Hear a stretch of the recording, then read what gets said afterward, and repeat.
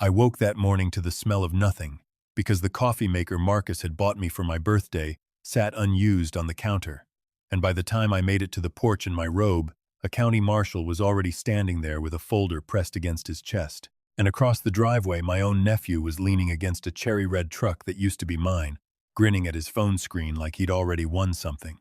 "You might want to hurry, Uncle Ray," he called out, loud enough for the whole cul-de-sac to hear. "This place isn't yours anymore." I didn't shout back. I didn't even blink. I looked down at the papers in my hand, then up at the marshal, and I asked him one question that made his hand freeze halfway to his radio. "Before I tell you what that question was, let me ask you something. Friend, have you ever had somebody you raised, somebody you loved without condition, look you dead in the eye and decide you were worth more gone than here? If you have, you already know the ache I'm talking about. Stick with me, because what happened on my porch that morning wasn't the ending. It was the very last move of a game I'd been playing for 4 months, and they never even knew we were playing. My name is Raymond Doss. I'm 63 years old, a retired structural inspector out of Columbus, Ohio. And for the last 11 years I've lived alone on a modest 4-acre spread just past the edge of town, the same land my late wife Loretta and I bought back when we were young enough to believe 40 years wasn't so long a stretch. Loretta passed 6 years ago from a heart that finally gave out after carrying too much for too long, and since then it's just been me, the dog, and the quiet. I built the barn myself. I put in the well myself. Every board on that porch I nailed down with my own 2 hands, the same hands that spent 31 years climbing, scaffolding, and crawling through half-built bridges, making sure other men's families didn't get killed by somebody else's shortcuts. I know how to spot a structural weakness before it becomes a collapse. I never once imagined I'd need that same instinct inside my own family. My sister Diane passed when her son Cody was 19, cancer, fast and merciless, and I made her a promise at her bedside that I'd look after him like he was my own. I meant every word of it. I paid for what his father's meager life insurance couldn't cover the truck, 2 years of community college he dropped out of, first and last month's rent on 3 different apartments after 3 different jobs didn't work out. I never once threw it in his face. That's not what family does. Family shows up. And for 11 years, I told myself that's exactly what I was doing. 4 months before that Marshal knocked on my door, on a Thursday night with rain hammering the roof so hard I almost didn't hear the doorbell, Cody showed up, soaked to the bone with his girlfriend Brianna beside him, both of them looking like the world had just ended. I brought them in, sat them at my kitchen table, put the kettle on before I even asked what was wrong. Cody's voice was shaking. He told me he'd put everything into a logistics company he'd started with a partner, and that partner had cleaned out the business account and vanished, leaving Cody holding a mountain of supplier debt with his name on it. He said if he didn't come up with $60,000 in 10 days, the vendors were going to sue him into bankruptcy, and he'd never get a business loan again as long as he lived. Brianna cried into a dish towel the whole time, saying they'd talked about starting a family and now they didn't even have a roof they could count on. I offered to write a check. I had it. And I told him so plainly I could liquidate a CD, get him the $60,000 by Monday. No strings, no interest. Pay me back whenever he could. Cody shook his head slow, like a man delivering bad news he didn't want to say out loud.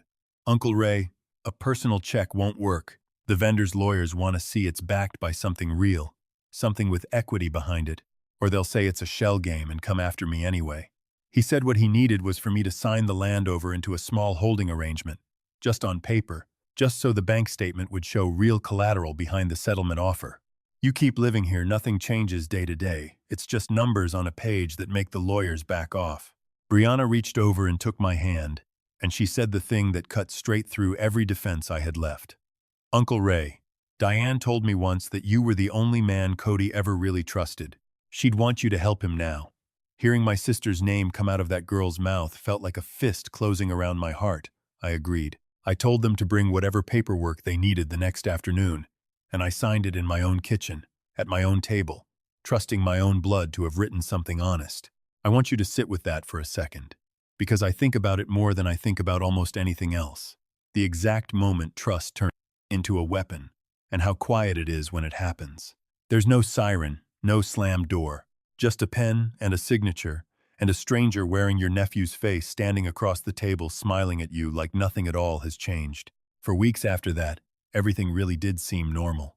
Cody called to check on me, brought over groceries twice, even fixed a hinge on the shed door that had been squeaking since spring. I let myself believe the danger had passed, that I'd done right by Diane's memory, that the family was safe. That's the thing about a real con. The good ones don't disappear after they get what they want. They stay close enough to keep you comfortable. And comfortable people don't go digging through file cabinets. But something kept nagging at me. An itch I couldn't scratch.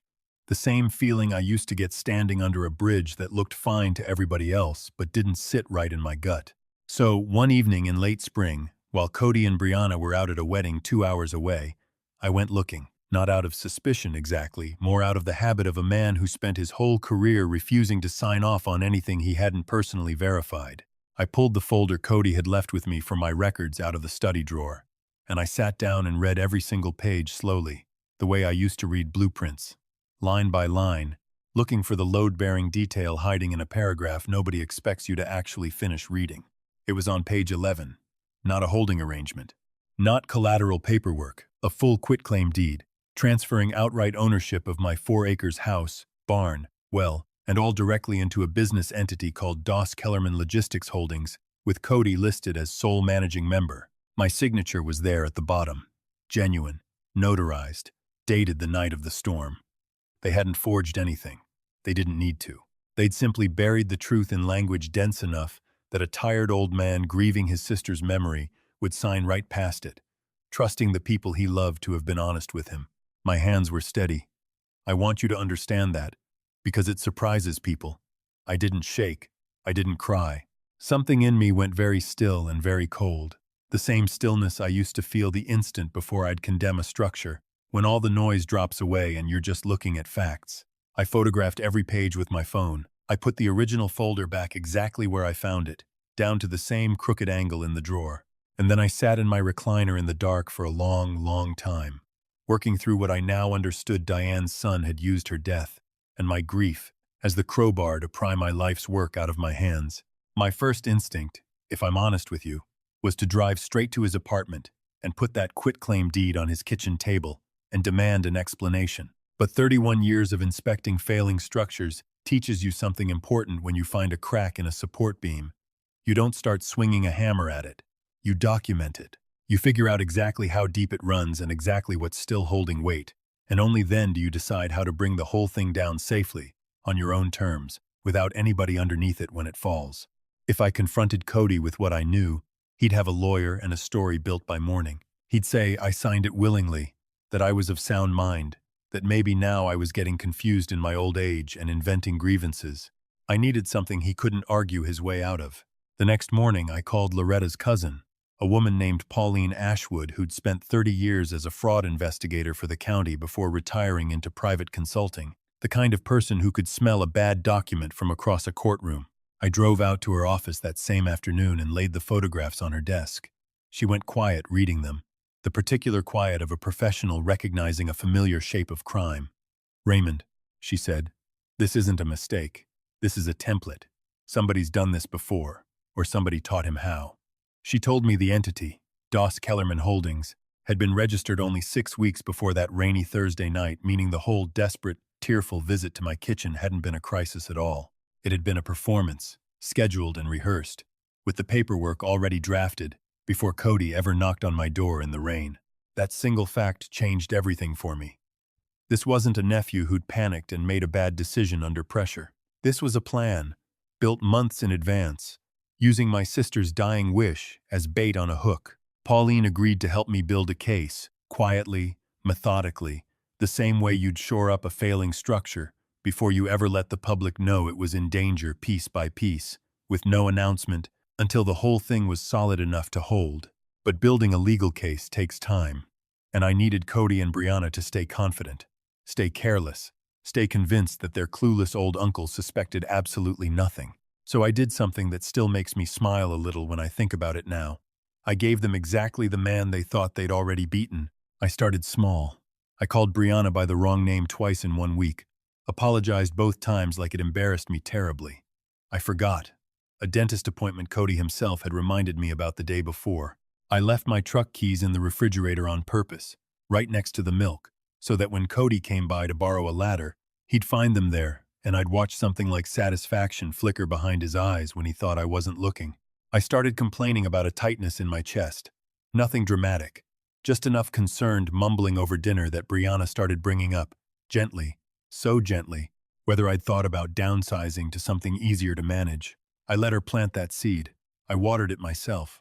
Every single day I performed the slow, quiet decline of a man who was no longer capable of protecting what was his, because the moment they believed that completely, they'd stop watching me. And a man who isn't being watched can do quite a lot of digging. And digging is exactly what I did. Pauline helped me trace the paper trail further than I ever could have alone. The holding company's bank account, opened the same week the entity was registered, and a business loan of $240,000 taken out against my land, 3 weeks after my signature dried on that quitclaim deed.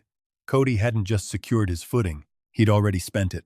Most of it gone into a down payment on a lake house 40 minutes outside the city, the kind of property a struggling logistics business with a vanished partner has no earthly business affording. I sat with those bank records the way I used to sit with photographs of a collapsed retaining wall, feeling that same specific grief, not shock exactly.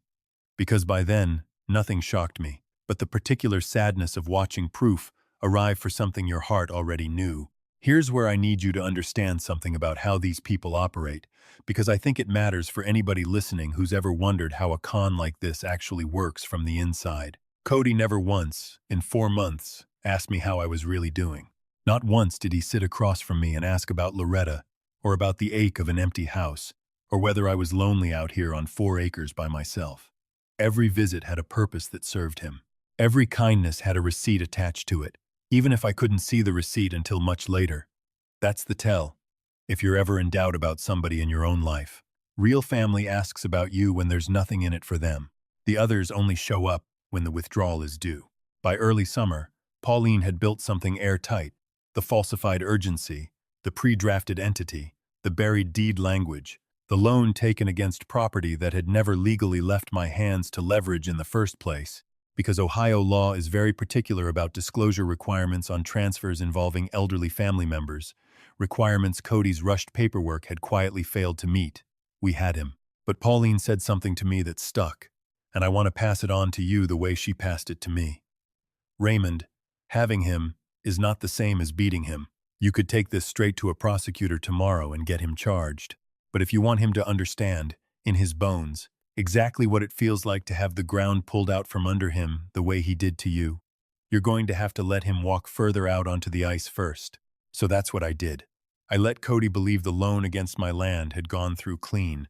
I let him believe I was slipping further, that my memory was going, that I'd forget the whole thing had ever happened, even if I somehow noticed. And then, 6 weeks later, Cody and Brianna stopped returning quite as often, stopped calling quite as much, and I understood exactly what that meant. They were done needing me. The land had served its purpose. Now they simply needed me gone from it entirely, cleanly, permanently, so the holding company could sell the property outright and pocket the difference without an inconvenient old man still living in the farmhouse on it.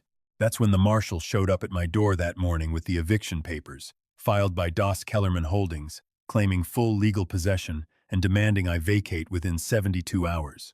And that's when Cody stood across my own driveway in a truck I'd co-signed for him 3 years earlier, filming my humiliation on his phone, calling out that hurry-up line like he'd rehearsed it in the mirror that morning. Here's the question I asked that Marshal, the one that made his hand stop halfway to his radio. His name was Deputy Sam Okafor, a decent young man I'd known since he was a boy delivering newspapers on this very road. I looked at the eviction filing in my hand, and I looked up at him, and I said, "Sam, I need you to tell me something before you go any further. Are you aware this property has been under an active elder fraud investigation with the county prosecutor's office since May, filed jointly by myself and a licensed fraud examiner? And are you aware that the entity attempting to evict me currently has a court-ordered asset freeze pending against it, issued 11 days ago?" I watched every ounce of color drain out of that young man's face. He looked down at the folder in his hands like it had suddenly caught fire. "Mr. Doss," he said, voice dropping to almost nothing. "Nobody told me any of that. This came through as a standard filing." I told him gently, the way you'd tell a good kid he'd been handed a live wire without being warned, that I knew he was just doing his job and that none of what was about to happen was his fault. I asked him to hold off on anything official and just give me 5 minutes. Across the driveway, Cody had lowered his phone slightly, sensing something in the air had shifted even if he couldn't yet name what. Brianna's arms, which had been crossed in smug satisfaction, had gone rigid at her sides. I walked down the porch steps slowly, and for the first time in 4 months, I let them see my eyes exactly as they really were, not confused, not fading, not frightened, clear, focused, entirely awake. "Cody," I said, and my voice didn't shake at all. "I want to thank you for something. You gave me 4 months to build a case so complete that the county prosecutor's office already has a hearing scheduled for next Tuesday. Fraudulent inducement, forged loan collateral, financial exploitation of a vulnerable adult under Ohio Revised Code. Pauline can walk you through every citation if you'd like, since apparently nobody explained the actual law to you before you decided to steal from a dead woman's brother using her own memory as the bait." I told him the $240,000 he'd already spent on the lake house was sitting inside an account that had been frozen for 11 days, and that the sale he was clearly counting on to finance a life built on my land was never, ever going to close. Brianna's face went white as paper. Cody's phone slipped out of his hand entirely and cracked against the asphalt, and for the first time in 4 months, I watched my nephew have absolutely nothing to say. I'm not going to sit here and tell you the months that followed were easy, because they weren't. Watching your own family let out of a house in handcuffs, even a house that used to be one they were trying to steal from you, doesn't feel like triumph the way you'd expect it to. Cody took a plea deal eventually. Restitution and probation rather than prison, mostly because Pauline argued, and I agreed, that Diane wouldn't have wanted her son to rot in a cell, even after everything. Brianna wasn't so lucky with the loan fraud charges tied directly to her signature on the falsified financial documents she'd submitted to the bank. I never did get every dollar of that $240,000 back. But I got my land. I got the truth. And I got something I didn't even know. I was still missing the sound of my own name, spoken by people who actually meant it. I sold the 4 acres 18 months later, not out of fear, but because every time I walked that porch I heard the echo of that morning, and I decided I didn't want to spend whatever years I had left listening to it. I got a fair price. More than fair. Enough to set myself up comfortably and then some. And I used part of it to do something I'm prouder of than almost anything in my working life. I started a small fund through the county, named for Loretta, that pays for independent legal consultations for elderly folks in Franklin County who suspect a family member might be pressuring them into signing something they don't fully understand. We've helped 41 people so far catch it before they signed, not after. 41 people who got to keep what was theirs because somebody sat with them at their kitchen table and actually read page 11 out loud.